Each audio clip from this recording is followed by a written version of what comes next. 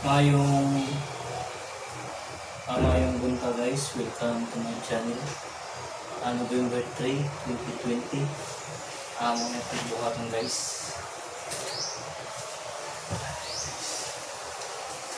Welcome to Matalong Detective. Okay guys, kunin mo.